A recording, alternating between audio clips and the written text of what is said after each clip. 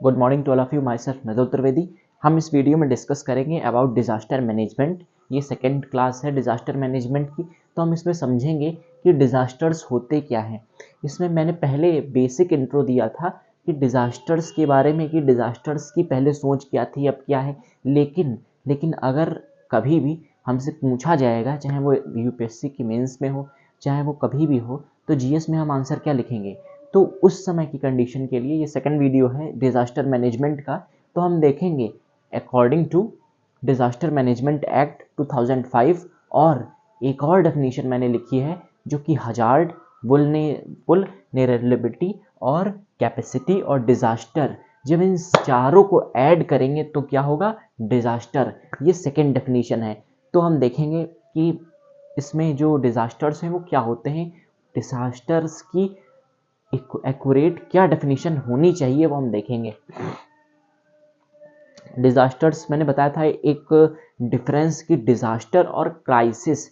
Disaster और crisis जो होता है उनमें क्या है, एक डिफरेंस है। क्या डिफरेंस है कि जो क्राइसिस होता है, तो क्राइसिस नेचर के द्वारा होता है, जो नेचर हेल्ड करती है। मैंने एग्जांपल दिया था, अगर डिजर्ट में अर्थक्वेक आएगा, या सुनामी कोई ऐसे सी के रीजन में आती है जहाँ पे सुनामी सी में आती है और उसके आसपास अगर कोई लैंड है, और वो मान लेते हैं कि अगर छोटा सा टापू है लेकिन वहाँ कोई नहीं रहता है, लेकिन वहाँ पे पॉपुलेशन नहीं है, तो सुनामी आएगी जाएगी, लेकिन वहाँ थोड़ा बहुत नुकसान जो कुछ भी होगा, लेकिन उससे कोई भी फर्क इकोसिस्टम पे नहीं पड़ेगा। क्यों नहीं पड़ेगा? क्योंकि वहाँ पॉपुलेशन है ही नहीं।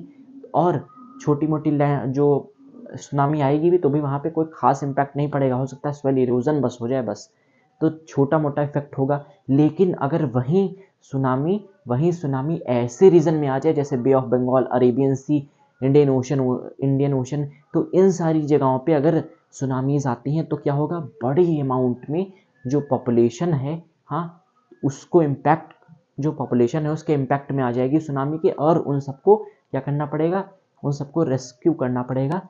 लेकिन अगर वहीं हम देखें कि जो टापू पे सुनामी आई थी वहाँ ऐसा कुछ नहीं हुआ, मतलब क्या हुआ, वहाँ तो वो क्राइसिस बन के रह गया, एक ऐसी सिचुएशन जो कि हेल्ड हुई, लेकिन वहाँ कोई भी नुकसान नहीं हुआ। लेकिन वहीं क्राइसिस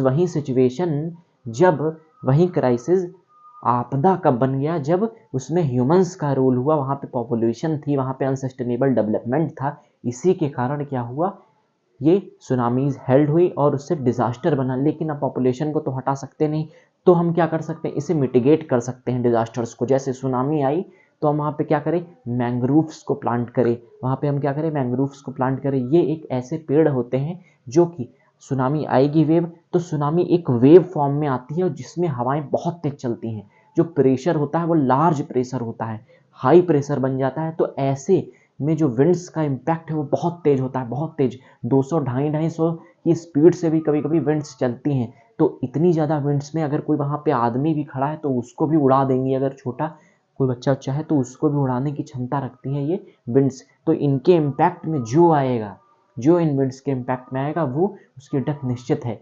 लेकिन अगर मैंग्रोव्स को at the corners of the oceans लगा दिया जाए तो क्या होगा, उनकी प्लांटिंग जो है कई किलोमीटर्स में अगर कर दी जाए तो वो उनका ऐसा स्ट्रक्चर होता है कि वो क्या करेंगे, सारे प्रेशर को विंड के कम कर देंगे, और वहीं जो विंड का हाई प्रेशर था वो लो प्रेशर में हो जाएगा, विंड्स की स्पीड कम हो जाएगी। तो इस तरह से सुनामीज आएंगे भी, हाँ, जो रीज़न होगा तो वहाँ पे बहुत बहुत बहुत कम एज अ रेनफॉल, छोटा मोटा कुछ ना कुछ, जो डिज़ास्टर है वो भले हेल्ड हो लेकिन वो डिज़ास्टर के रूप में नहीं आ पाएंगी, बल्कि एक छोटे से इवेंट के रूप में आएंगी। तो मतलब क्या हुआ कि हम अगर कोशिश करें तो डिजास्टर, जो आपदाएं हैं तो वो कभी आपदा बन सकती थी, लेकिन वहीं अगर हम कोशिश करें तो इवेंट एक छोटा सा बन करके रह सकता है। लेकिन उसमें ह्यूमंस का इफर्ट होना चाहिए। ह्यूमन का इफर्ट कब होगा, जब अवेयरनेस होगी, जागरूकता होगी। जागरूकता कब होगी, जब प्रॉपर ट्रेनिंग्स होंगी। प्रॉपर ट्रेनिंग्स कब होगी, प्रॉपर ट्रेनिंग्स भी तो कब होनी चाहिए। तो क्या अर्थक्वेक पहले आएगा और फिर उसकी हम रेगुलर प्रैक्टिस करेंगे उस समय? नहीं, प्रॉपर प्लानिंग, प्री प्लानिंग होनी चाहिए। इनके लिए हमारे इंडिया में और पूरे वर्ल्ड में भी बहुत सारी ऑर्गेनाइजेशंस बनी हैं जो कि डिजास्टर मैनेजमेंट को हेल्ड करती हैं। और यहाँ अपने इंडिया में मैं ये तो बताऊंगा, लेकिन एक बात क्योंकि जानना हमें ज़रूरी है, हमारे इंडिया में IMD IMD जो वर्ल्ड की पूरी जो WMO है, वर्ल्ड मेटेरोलॉजिकल ऑर्गेनाइजेशन, तो इसकी एक संस्था है। इसमें 12 ऑर्गेनाइजेशंस और बनी हुई हैं, मतलब 12 उसके और स्ट्रक्चर बने हैं। तो इंडिया में जो स्ट्रक्चर बना है वो IMD है, जिसका काम है सुनामीज इन सबको कंट्रोल करना इंडियन ओशन में। तो इन सारी चीज़ों को वो कंट्रोल में रखती है। ऐसे ही कई सारी संस्थाएं जिसको हम समझेंगे डिजास्टर मैनेजमेंट में। डिजास्टर मैनेजमेंट एक बहुत बड़ा कॉन्सेप्ट है, लेकिन हम अगर लगभग सारी चीज़ें रिपीटेड हैं, चाहे कोई भी डिजास्टर आए, तो हम देखेंगे कि disaster, what is the means of disaster, disaster का मतलब क्या होता है। तो according to disaster management act 2005, ये एक्ट है 2005 डिजास्टर, ये पॉलिटी में भी पढ़ा होगा कि according to disaster management act 2005 due to man made, मतलब ये जो डिजास्टर मैनेजमेंट एक्ट है 2005 का, इसके अनुसार डिजास्टर्स क्या होते हैं। तो हम देखेंगे due to man made calamity, मतलब मैन मेड, या फिर यहाँ पे मैंने फ्लैश लगाया है मैन मेड, चाहे वो कैलेमिटी हो, चाहे वो एक्सीडेंटली सिचुएशन हो, मतलब क्या हुआ, मैन मेड हो, चाहे प्राकृतिक रूप से हो, मतलब चाहे ह्यूमंस के द्वारा हो, चाहे प्राकृतिक हो। कैलेमिटी मतलब हो गया, कैलेमिटी मतलब हो गया जो नेचर के द्वारा हुई, नेचुरल डिजास्टर जिसे हम कह सकते हैं, ड्यू टू मैन मेड। और calamity accidentally situation come which is beyond the coping capacity, which is beyond the coping capacity, example like loss of life, property, industries, we call them as disaster। अब इसका मतलब क्या हुआ कि according to disaster management act 2005, जो चाहे disasters चाहे man made, मतलब मैन मेड में कैसे, जैसे क्राउड डिजास्टर्स होते हैं, जिसमें बहुत ज़्यादा भीड़ होती है और उनमें कुछ दब के करके बहुत लोगों की मौत हो जाती है। तो ये सब क्या है, मैन मेड डिजास्टर्स हैं। जैसे इंडस्ट्रियल डिजास्टर्स हो गए, तो इसमें क्या हुआ, गैस लीक्स हुई जिसकी वजह से इंडस्ट्रीज में डिजास्टर हुए। जैसे फॉर एग्जांपल में भोपाल ट्रेजेडी है वो इम्पॉर्टेंट है, क्योंकि ये पॉलिटी में भी पूछी जा सकती है। भोपाल, ये हम एग्जाम्पल में यूज़ कर सकते हैं। भोपाल ट्रेजेडी है जो इंडस्ट्रियल डिजास्टर में आ सकते हैं, हम एग्जाम्पल लिख सकते हैं। तो ऐसे इंडस्ट्रियल डिजास्टर्स हो गए, ये सारी चीज़ें जो किस में आती हैं, मैन मेड डिजास्टर्स में। मैन मेड डिजास्टर्स में ये सारी चीज़ें आएंगी। वैसे तो जो प्राकृतिक आपदाएं होती हैं वो भी कुछ ना कुछ उनसे रिलेशन मैन का ही होता है, ह्यूमंस का ही होता है, लेकिन ये सब टोटली मैन मेड स्ट्रक्चर्स हैं, जिसमें जैसे इंडस्ट्रियल रिवॉल्यूशन हो गया, जैसे इंडस्ट्रियल डिजास्टर्स हो गए, क्राउड डिजास्टर्स हो गए, क्राउड को मैनेज कैसे करना, ये सारी चीज़ें जो डिजास्टर्स के रूप में सामने आती हैं आज, वो सब कैसी हैं, टोटली मैन मेड हैं। तो इस तरह की सिचुएशन या कैलेमिटी, जैसे अर्थक्वेक हो गया, सुनामी हो गया, फ्लड हो गया, तो ये सारी जो चीज़ें हैं ये सब कैलेमिटी में आ जाती हैं। एक्सीडेंटली, जैसे फॉर एग्जांपल एक्सीडेंटली मतलब क्या हुआ, जैसे फॉर एग्जांपल डिजास्टर्स केवल वही नहीं है जो प्राकृतिक रूप से आए, मैन मेड में जैसे कुछ भी हो सकता है। जैसे ओवरलोडिंग किसी ट्रक की कर दी गई और वो ट्रक जा रहा है और फिर वो ट्रक का जो सामान है वो बिखर जाता है रोड पे और कई लोग उसके इम्पैक्ट में आकर के मर जाते हैं, तो ये भी एक तरह का डिजास्टर है। तो ऐसे एक्सीडेंटली जो सिचुएशन कम, मतलब जो ऐसी सिचुएशंस आती हैं विच is beyond the coping capacity. Coping capacity मतलब हुआ जो कि अब हाथ में नहीं रही, मतलब ऐसी सिचुएशन आई सामने, चाहे वो सिचुएशंस मैन मेड थी, चाहे वो नेचुरल थी, चाहे वो एक्सीडेंटली ऐसी सिचुएशन क्रिएट हुई जो कि बियॉन्ड कॉपिंग कैपेसिटी है, जो कि अब हाथ में नहीं है। जैसे example like loss of life, मतलब किसी की मौत हो जाना, तो अब वो हाथ में थोड़ी ना, वो दोबारा नहीं आ सकता। वैसे ही loss of property, loss of industries, तो ये सारी जो चीज़ें हैं जो कि अब हाथ में नहीं रही, which is beyond coping capacity, is known as और we call them as disaster. तो ये चीज़ें हो गई डिजास्टर में। ये किसकी रिपोर्ट के डेफिनेशन है, ये according to disaster management act 2005, ये हम पॉलिटी में भी पढ़ेंगे। According to disaster management act 2005 this definition is given. अगर हमसे आता है एग्जाम में, कभी भी पूछा जाता है यूपीएससी में कि what do you mean by disaster, वैसे ये पूछा नहीं जाएगा डिजास्टर को मैनेज कैसे करना है, ये हमसे पूछा जाएगा, लेकिन हम जब डिजास्टर्स के बारे में जानते ही नहीं होंगे तो उन्हें मैनेज क्या करेंगे। इसीलिए अकॉर्डिंग टू, तो हम ये लिख सकते हैं कि according to disaster management act 2005 a situation come which is man made, natural or accidentally which is beyond coping capacity we call them as disaster. मतलब जो कि अब हाथ में सिचुएशंस नहीं रही, चाहे वो मैन मेड हो, चाहे वो नेचुरल हो, चाहे वो एक्सीडेंटली हो, तो ऐसी सिचुएशन जो हम कह सकते हैं डिजास्टर्स हैं, जो कि अब हाथ में नहीं है। तो अब एग्जाम्पल्स में क्या क्या लिख सकते हैं? तो एग्जाम्पल्स में हम वही डिजास्टर्स में लिख सकते हैं, जैसे अर्थक्वेक है, सुनामी है, इंडस्ट्रीज डिजास्टर है, क्राउड डिजास्टर है। ये सारी चीजें हम लिख सकते हैं किसमें? डिजास्टर में, एग्जाम्पल के रूप में। तो हमने देखी बहुत सारी चीजें। अब इसकी और क्या डेफिनेशन हो सकती है वो हम समझेंगे। कई तरह से डिजास्टर्स को डिफाइन किया गया है, तो अब जो हम डेफिनेशन समझेंगे वो भी बहुत इंपॉर्टेंट है, क्योंकि डिजास्टर मैनेजमेंट में इन्हीं 4 कॉन्सेप्ट को देख देख के हम सारी गाइडलाइंस जो आईएमडी देगी, चाहे एनडीएमए देगी, इन सब के बारे में मैं डिस्कस करूंगा। तो सारी जो मतलब अगर हमसे कहा जाएगा कि इन इम्पैक्ट्स को, डिजास्टर को हम मिटिगेट मतलब कम कैसे कर सकते हैं उनके इम्पैक्ट को, तो हम आंसर तभी लिख पाएंगे जब हमको इन 4 कॉन्सेप्ट के बारे में अच्छे से पता होगा, क्योंकि इन्हीं को घुमा फिरा करके हम आंसर दे सकते हैं अपना सुटेबल रूप से। तो हम देखेंगे डिजास्टर्स की दूसरी डेफिनेशन क्या हो सकती है। तो ये तो डेफिनेशन हो गई, ये हम ऑल टोटल फिनोमेना, ये कोई भी डेफिनेशन लिख सकता है। लेकिन अब एक क्या डेफिनेशन है दूसरी, वो हम देखेंगे। ये इंपॉर्टेंट है, बहुत इंपॉर्टेंट डेफिनेशन है, लेकिन ये क्योंकि प्रूवन डेफिनेशन है, ये क्योंकि पॉलिटी से भी रिलेटेड है, इसलिए ये ज़्यादा इंपॉर्टेंट हो जाती है। लेकिन क्योंकि इन कॉन्सेप्ट को समझने के बाद कि इन सबको हम ऐड करें तो डिजास्टर बन जाता है, तो इन सारी कॉन्सेप्ट को समझने के बाद हमको इन सब की डेफिनेशन हम भले ना लिखे, लेकिन ये जो दूसरी चीज़ें हैं, हजार्ड, वुलनरेबिलिटी, कैपेसिटी, रिस्क, इन सबको अगर हम ऐड कर दे तो डिजास्टर बनता है। तो ये बात हम चाहे भले ही ना लिखे डेफिनेशन के फॉर्म में, लेकिन ये कॉन्सेप्ट हमारे यूज हो सकते हैं किससे? इम्पैक्ट में बचने के, डिजास्टर के। तो हम उसमें जरूर इन सारी चीज़ों को मेंस में लिख सकते हैं। कैसे? तो हम देखेंगे कि डेफिनेशन दूसरी क्या हो सकती है। पहले तो हजार्ड, इसका मतलब क्या होता है? हजार्ड, पहली बात है हजार्ड, तो इसका मतलब होता है risky condition, a risky condition which has the capacity to harm the life, property और environment।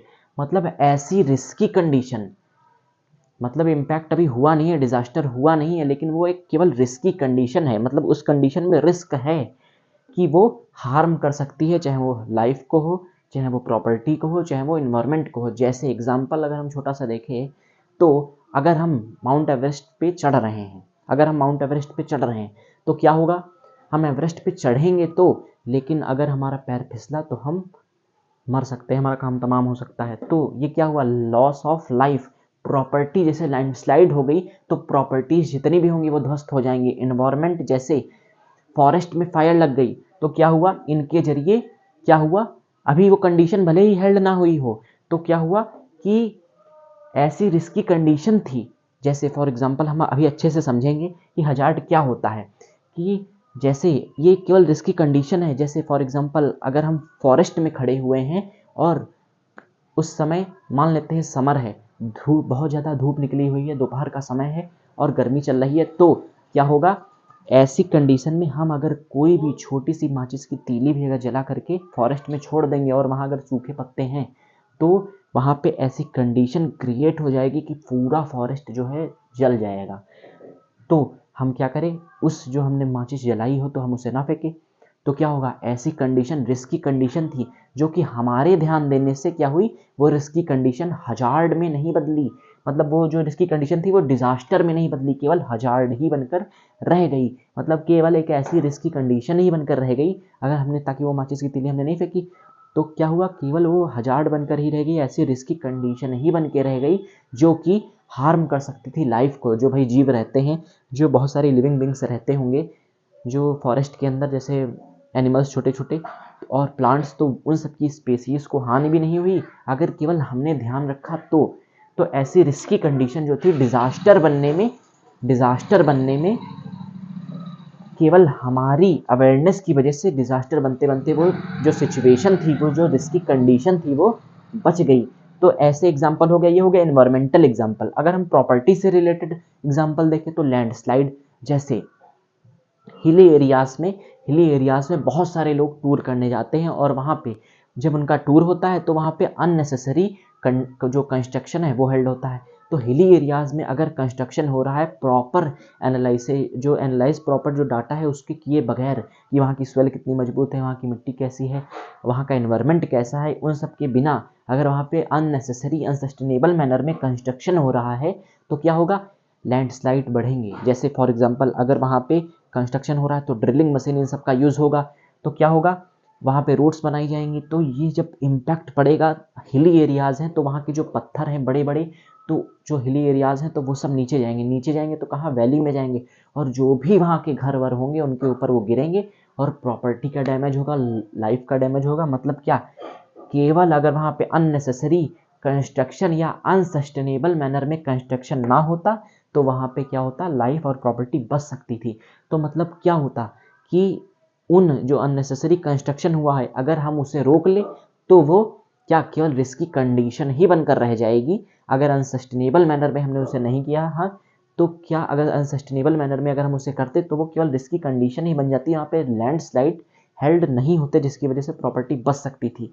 तो हजार्ड का मतलब क्या हुआ, और हजार्ड का मतलब क्या हुआ, केवल कि हजार्ड एक रिस्की कंडीशन है जिसमें इतना पोटेंशियल है कि वो क्या कर सकती है, इन्वायरमेंट या प्रॉपर्टी या लाइफ को लॉस कर सकती है। जैसे एक और एग्जांपल, अगर हम कहीं हिली एरियाज़ में जा रहे हैं ड्राइव करते हुए, तो फिर वहाँ पे मान लेते हैं कोई तीखा सा मोड़ आया, तो फिर हम वहाँ से आराम से धीरे स्पीड में वहाँ से गाड़ी निकाल सकते हैं। लेकिन अगर वहीं कोई बहुत स्पीड में जा रहा है हिली एरियाज़ में, तो अगर वहाँ पे कोई टर्न आता है यहाँ, तो फिर वो मोड़ पे अगर नहीं रोक पाता है तो वो वैली में गिरेगा जाके, और उसके लिए वहीं हजार्ड डिजास्टर बन गया।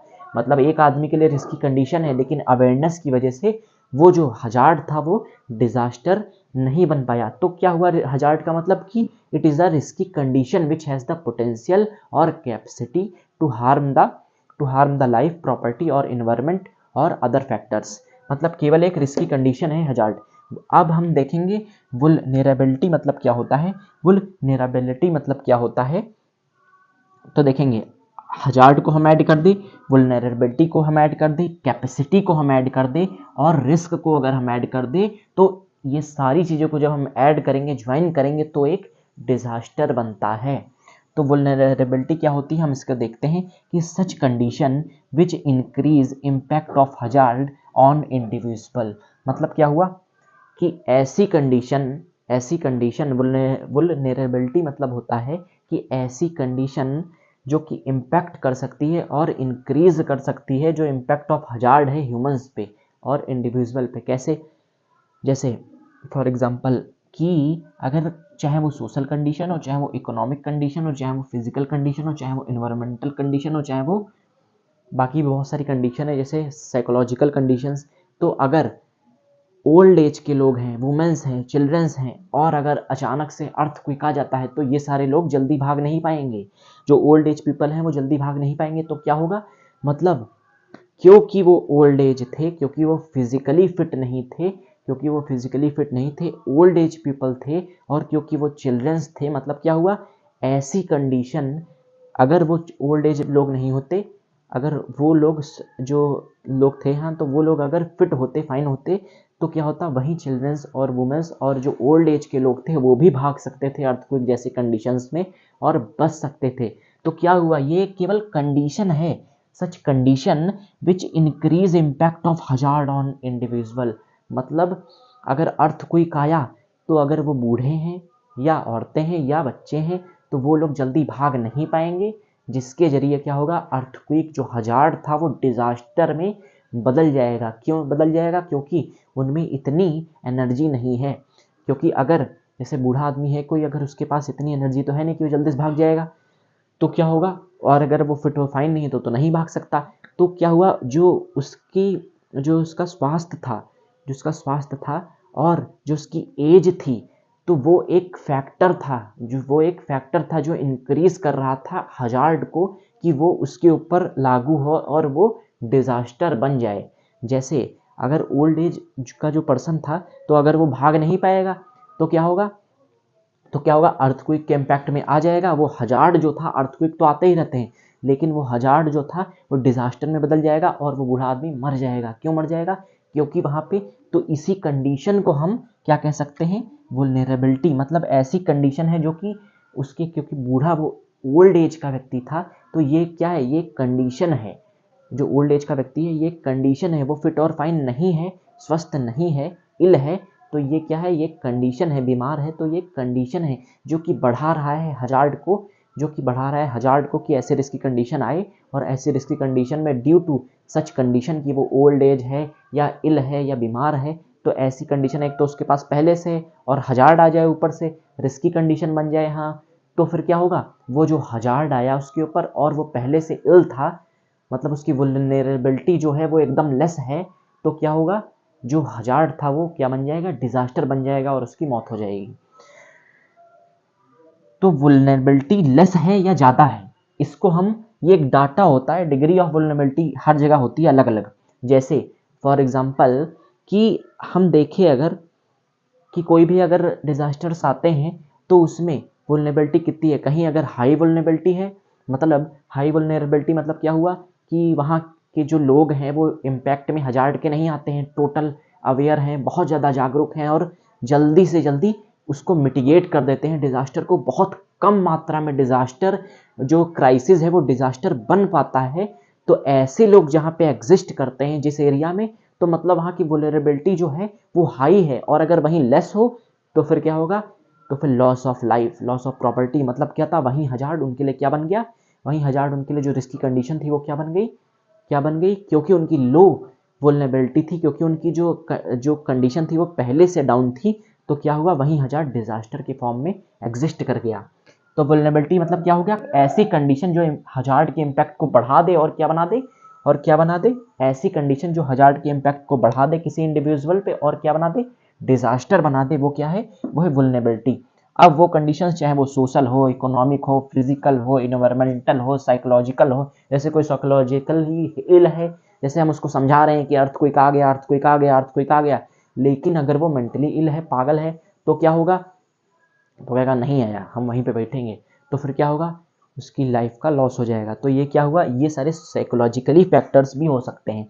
तो ये सारी अलग अलग कंडीशंस है वुल्नरेबिलिटी की, मतलब पहले हमने हजार्ड के बारे में समझा, फिर हमने समझा कि ये वुल्नरेबिलिटी है जो कि हजार्ड को बढ़ा करके डिजास्टर बना सकती है किसी इंडिविजुअल के लिए, और फिर हमने समझा कि अब हम समझेंगे कि कैपेसिटी क्या होता है, कैपेसिटी क्या होता है, अगर हम इसे भी ऐड कर दें, ये तीसरा फैक्टर है कैपेसिटी, तो इसका मतलब होता है रिसोर्सेस अवेलेबिलिटी और लैक ऑफ रिसोर्सेस।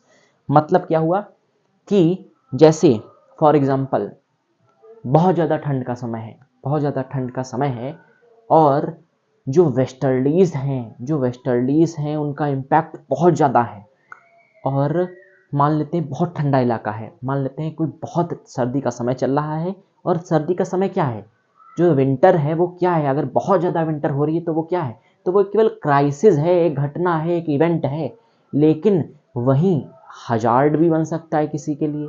ये एक रिस्की कंडीशन हो गई, रिस्की कंडीशन ये हो गई कि उसके पास कपड़े नहीं है, लैक ऑफ रिसोर्सेज है, उसके पास रिसोर्सेज नहीं, उसके पास अपना घर नहीं है तो वो रोड पे है, उसके पास कपड़े नहीं है, तो ये क्या हुआ, उसके पास कैपेसिटी नहीं है, तो क्या होगा, वहीं हजार्ड जो रिस्की कंडीशन थी, हाँ, क्योंकि उसके पास कपड़े नहीं थे, क्योंकि उसके पास कैपेसिटी नहीं थी, लैक ऑफ रिसोर्सेस था, तो वही व्यक्ति, उसके लिए वही जो इवेंट घटित हुआ कि विंटर बहुत ज़्यादा बढ़ गई, तो जिसके लिए वही हजार्ड क्या बन गया, रिस्की कंडीशन क्या बन गई विंटर्स में, वही रिस्की कंडीशन उसके लिए डिजास्टर बन गई, और वो व्यक्ति मर गया, क्यों, due to lack of capacity, due to lack of resources. तो इसका मतलब क्या हुआ, कैपेसिटी है या नहीं है, रिसोर्सेस की अवेलेबिलिटी है। जैसे फॉर एग्जांपल अब यहाँ पे पुअर और रिच का भी हम डिफरेंस बता सकते हैं। जैसे अगर कोई रिच पीपल है तो उसके पास कैपेसिटी है, उसके पास कैपेसिटी, अगर वो फिजिकली इल भी है तो भी, जैसे अगर